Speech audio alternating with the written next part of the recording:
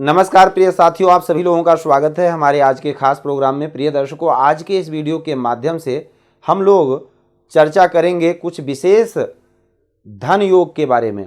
इनमें से यदि आपकी जन्म पत्रिका में एक भी योग निर्माण हो जाए तो निश्चित है आप होंगे धनवान। धन के कुछ विशेष योग बताए गए हैं, विशेष रूप से दरिद्र योग भी कुछ विशेष बताए गए हैं और कुछ धन योग बताए गए हैं। उनमें से जो अधिक हो, जो योग अधिक बना हो, चाहे धन योग हो चाहे दरिद्र योग हो, जातक उस प्रकार से सुख और दुख को प्राप्त करता है। आज के इस वीडियो में हम लोग विशेष कुछ धन के योग हैं उसकी चर्चा करते हैं, किस प्रकार से योग बनते हैं, जो कि आप अपनी पत्रिका में भी बड़ी ही सरलता से देख सकते हैं और आप खुद से जान सकते हैं कि आपकी पत्रिका में कितने प्रकार के धन योग बने हैं। एक बहुत अच्छा और बहुत ही सुंदर सूत्र है जिसको इस पाठ के माध्यम से आपको जानने को मिलेगा। देखिए, सबसे पहले नंबर पर धन भाव, जो कि दूसरा भाव है।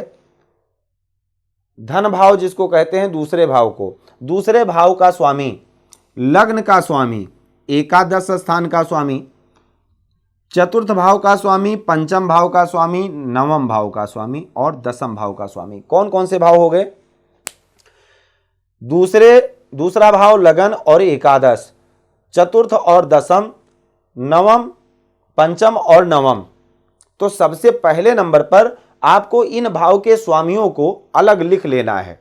अब आपके कोई जरूरी नहीं है कि वृष लगन की पत्रिका आपकी हो, 12 लग्नों में से कोई भी लगन हो सकता है। अगर यहाँ 3 नंबर आएगा तो यहाँ 4 आ जाएगा, यहाँ 1 नंबर आएगा तो यहाँ 2 आ जाएगा। तो आपके लगन चार्ट में इन भावों के स्वामी बदल सकते हैं।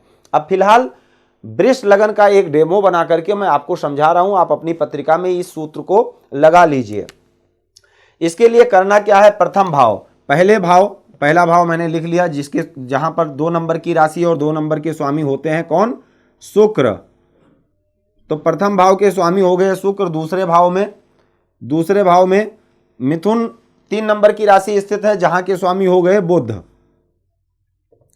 और चौथा भाव जहां पर 5 नंबर की राशि है,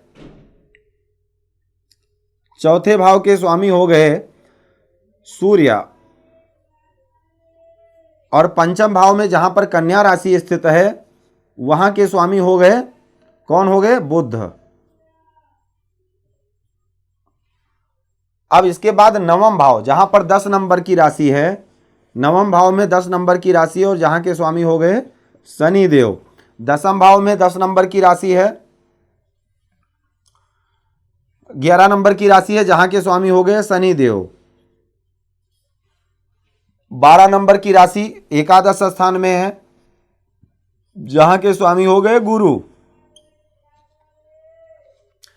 अब आपको यह देखना है, ये इतने ग्रह आपस में, इसमें से 2 भाव के स्वामी, इनमें से 2 भाव के स्वामी अगर आपस में युक्ति करके बैठते हैं या एक दूसरे को दृष्टि प्रदान करते हैं, या एक के राशि में बैठ जाए और दूसरा दूसरे को दृष्टि प्रदान कर दे, या युक्ति प्लस दृष्टि, राशि परिवर्तन, दृष्टि संबंध, युक्ति संबंध, ये 4 प्रकार के संबंध बनते हैं। कौन कौन से? पहला नंबर पर युक्ति संबंध, दोनों एक साथ बैठे हों। दृष्टि संबंध, एक दूसरे को देख रहे हों। युक्ति प्लस दृष्टि संबंध, एक के घर में बैठा हुआ हो और दूसरा देख रहा हो। और प्लस राशि परिवर्तन, एक दूसरे के राशि में बैठे हों। तो ये 4 प्रकार के संबंध ग्रह स्थापित करते हैं। अब इन चारों में से कोई भी बन जाए। अब जैसे ये इस वृष लगन की पत्रिका में इतने ग्रह हैं जो आपस में अगर योग बनाएंगे तो धन का योग बनेगा। जैसे मान लीजिए लगन का स्वामी शुक्र है, शुक्र पंचम भाव में बैठ जाएं, पंचम के स्वामी बुध हैं, लगन में बैठ जाएं, ये हो गया राशि परिवर्तन, ये बन गया धन का योग। और दूसरे नंबर पर इसको केंद्र त्रिकोण राजयोग भी कहेंगे, क्योंकि केंद्र और त्रिकोण के स्वामी भी हैं। अब दूसरे नंबर पर शुक्र बैठ जाएं चतुर्थ भाव में, चतुर्थेश बैठ जाएं लगन में, ये भी हो गया राजयोग और धन का योग। सूर्य अगर बैठ जाए पंचम भाव में पंचमेश बुध बैठ जाए चतुर्थ भाव में, ये भी राजयोग भी हो गया और धन का योग भी हो गया। बुध जो कि पंचम के स्वामी है लाभ स्थान में बैठ जाए, लाभ स्थान के स्वामी बृहस्पति पंचम में बैठ जाए, मतलब इनका दोनों का आपस में किसी भी प्रकार से संबंध बन जाए। जैसे कि मान लो बुध लाभ स्थान में बैठ जाए, मान लो बुध लाभ स्थान में बैठ जाए और बृहस्पति लगन में बैठ करके पंचम भाव को अपनी पांचवी दृष्टि से देख लें, तो ये क्या हो गया, युक्ति प्लस दृष्टि संबंध। यानी पंचमेश लाभेश के घर में बैठा हुआ है और लाभेश पंचम भाव को देख रहा है, तो ये धन का योग माना जाएगा। अब बुध धन भाव के स्वामी हैं, बुध बैठ जाए लाभ भाव में, लाभ भाव के स्वामी बृहस्पति बैठ जाए धन भाव में, लग्नेश व लाभेश धन भाव में बैठ जाए, लग्नेश व लाभेश और धनेश तीनों भाग्य स्थान में बैठ जाएं, भाग्येश धन भाव में, धनेश भाग्य भाव में, पंचमेश भाग्य भाव में, भाग्येश पंचम भाव में, भाग्येश चतुर्थ भाव में, चतुर्थेश भाग्य भाव में, भाग्येश अगर लाभ स्थान में, लाभेश भाग्य स्थान में, लाभेश लगन में, लग्नेश भाग्य स्थान में, लग्नेश दशम में, दशमेश लगन में। मतलब इस प्रकार से अगर योग बनाते हैं ग्रह, लेकिन बस शर्त यही है इतने भाव के ही स्वामी होने चाहिए। ये धन का कारक, क्योंकि ये धन भाव है, ये लाभ स्थान है, ये प्रारब्ध स्थान है, ये सुख स्थान है, ये भाग्य स्थान, ये कर्म स्थान, और ये लगन। लगन कौन है, लगन हम हैं, लगन ही हम हैं, बाकी 11 भाव तो सब देने वाले हैं, बाकी 11 भाव हमको प्रदान करते हैं। प्राप्त कौन करता है, लगन प्राप्त करता है। तो इसलिए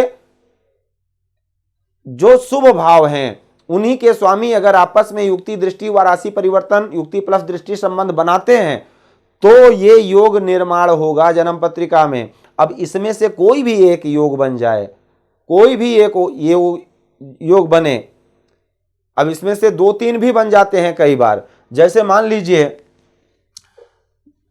लाभ भाव के स्वामी बृहस्पति लगन में बैठ जाएं, गुरु लगन में बैठ जाएं, बुध के साथ बैठ जाएं और शुक्र भी यहीं बैठ जाएं जो कि लगन के स्वामी हैं। अब सप्तम भाव में कौन बैठ जाए, सूर्य बैठ जाएं और शनि बैठ जाएं। अब देख लीजिए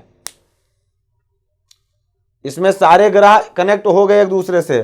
भाग्येश कौन, शनि, लग्नेश कौन, शुक्र और शनि देख रहे हैं, लाभेश बृहस्पति और भाग्येश, लाभेश और भाग्येश का दृष्टि संबंध। पंचमेश कौन, बुध लगन में बैठ करके शनि को देख रहे हैं, बुध शुक्र बृहस्पति ये तीनों लगन के ही स्वामी हैं। चतुर्थेश सूर्य भी इनको सबको आपस में देख रहा है, बस यही ग्रह ही तो आपस में स्वामी है। अब इसमें कितने प्रकार के योग बन गए, सारे योग इसी में बन गए, क्योंकि लाभ के स्वामी बृहस्पति और लगन के स्वामी शुक्र और धन भाव के स्वामी और पंचम भाव के स्वामी बुध जो कि लगन में है, और चतुर्थेश और कर्म और भाग्य के स्वामी शनि और सूर्य आपस में सब दृष्टि संबंध बना रहे हैं, संपूर्ण राजयोग बन रहा है। और ये राजयोग जातक को हर प्रकार का सुख प्रदान करने वाला है। इस प्रकार से अगर जन्म पत्रिका में योग बन जाते हैं तो निश्चित है जातक के पास धन की, ऐश्वर्य की, वर्चस्व की कमी नहीं होगी, धन पूत परिवार से संपन्न होगा। तो इसमें से कितने योग आपकी पत्रिका में बने हैं, आप एक बार अपनी पत्रिका का चार्ट बना करके और इन भावों के स्वामी को अलग लिख करके और देखिए कि कौन कौन सा योग बना रहे हैं। अगर आपको दृष्टि मालूम है तो ठीक है, नहीं मालूम है तो नोट कर लीजिए।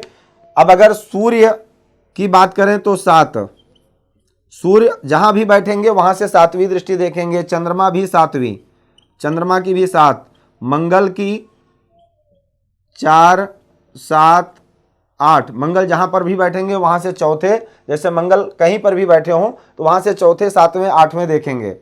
बुध की बात करें तो बुध की दृष्टि है 7, गुरु की बात करें तो गुरु की 5, 7 और 9, शुक्र की बात करें तो शुक्र की 7, शनि की बात करें अगर तो शनि की दृष्टि है 3, 7 और 10, राहु केतु की गुरु के समान दृष्टि है। ये दृष्टि अगर आप याद कर लीजिए और उसके बाद अपने आप कैलकुलेशन करके देखिए जन्म पत्रिका में किस प्रकार से योग बनते हैं और कितने योग बन रहे हैं। तो आज के लिए सिर्फ इतना ही। अगर आपका कोई भी कंफ्यूजन हो तो आप कॉल करके बात कर सकते हैं। फलित ज्योतिष का पाठ प्लेलिस्ट में है, पाठ संख्या 1 से अध्ययन कीजिए, निश्चित है आप अच्छे ज्योतिषी बन सकते हैं। फलित ज्योतिष यहाँ पर बहुत ही सरलता से बताया जाता है, जो कि कोई चार्ज नहीं है, फ्री में वीडियो है, कोई चार्ज नहीं है, जो कि आपको नहीं देना है और बड़ी सरलता से आपको बेसिक की जानकारी हो जाएगी, फलित ज्योतिष की जानकारी हो जाएगी। तो आज के लिए सिर्फ इतना ही। अगर कुंडली फलादेश करवाना चाहते हैं तो स्क्रीन पर दिए गए नंबर पर संपर्क कर सकते हैं, बात कर सकते हैं। जय सिया राम। भूमि, भवन, वाहन, धन संपत्ति, शादी, व्यापार एवं संतान आदि से संबंधित समस्याओं से हैं परेशान और चाहते हैं उसका संपूर्ण निदान, तो ज्योतिर्विद अमरीश तिवारी जी से तुरंत संपर्क करें। हमारे संपर्क सूत्र हैं 9718504998। हमारे यहाँ वैदिक ब्राह्मणों के द्वारा सभी प्रकार के पूजा पाठ, कर्मकांड, यज्ञ अनुष्ठान, विवाह, गृह कलेश, काल सर्पदोष व नवग्रहों की पूजा आदि कराई जाती है। हमारे यहाँ सभी प्रकार के यंत्र, राशि रत्न, कवच, जन्मपत्री एवं रुद्राक्ष सिद्ध किए जाते हैं।